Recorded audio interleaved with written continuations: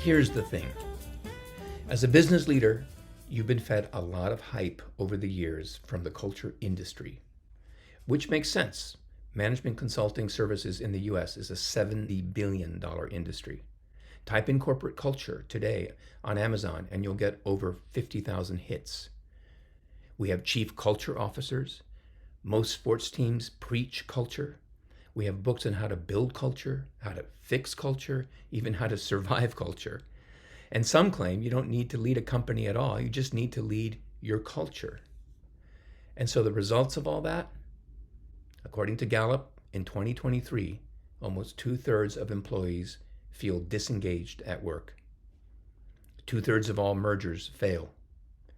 In 2018, nearly 40% of Fortune 1000 CEOs engaged in some kind of corporate misconduct. And when it comes to major change, such as digital transformation or turnaround, or any major shift involving corporate culture, 70%, that's 70%, fall short of stated goals.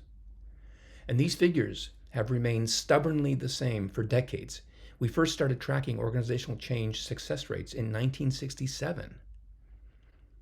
Billions of dollars, countless hours are wasted every year on old myths and methods that just don't work. All because the culture industry successfully peddles myth, anecdote, and very old science. Here are 5 main myths that get repeatedly preached. See if any sound familiar to you. Myth 1, culture starts at the top. Okay, leadership does matter, but there's virtually no research to support the idea that culture is a mirror of the leader's personality. Your people aren't watching and modeling your every move. They're too busy trying to provide for themselves. Myth 2, one company, one culture. The culture industry thought if you could categorize your culture, you could engineer business performance based on it. Consultants and business school academics use countless tools and frameworks to try to tell you, culturally speaking, what you are and are not, as if it were that simple to put you in a box. The reality is, organizations with more than about 100 employees are complex systems that contain many cultures. Myth 3, culture is made up of values. Values mean different things to different people, and in a global company, they're virtually worthless as a way to influence culture.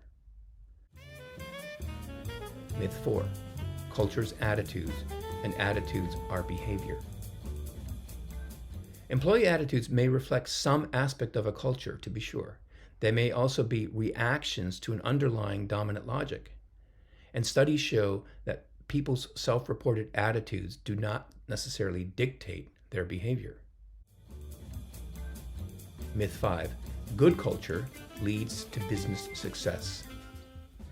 The bestsellers of the 1980s claimed that great culture equals great business performance. The problem was, several of the companies with so-called great cultures later went out of business. The truth is, research has never turned up a direct link between culture and business performance, which doesn't mean we shouldn't try to make our organizations more humane and productive places that can actualize human potential. But just don't buy the consulting BS that great cultures equal eternal profits and shareholder values. It's a lot more complex than that. Why do so many consultants and writers still push these myths?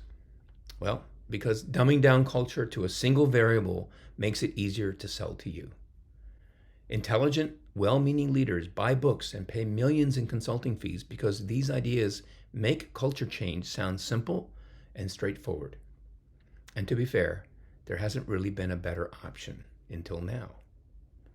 Real, lasting transformation doesn't come from a bestseller or a 12-step program. It comes from changing the dominant logics that underwrite your cultural system. This is the surest path to real transformation and ultimately the innovative and collaborative and efficient business that you want and need. To understand why, you have to understand the atomic basis of culture, which I cover in other videos. To go forward with a dominant logics-based business transformation takes a bold leader who is intellectually curious, thoughtful, pragmatic, and interested in the science behind what really works. It's not something that someone can wave a magic wand and do for you. It takes someone who is willing to internalize and operationalize the modern science so that you can lead your company to lasting change. Don't hesitate to reach out. We're happy to discuss this with you to see if we might be a good fit to help you in your transformation.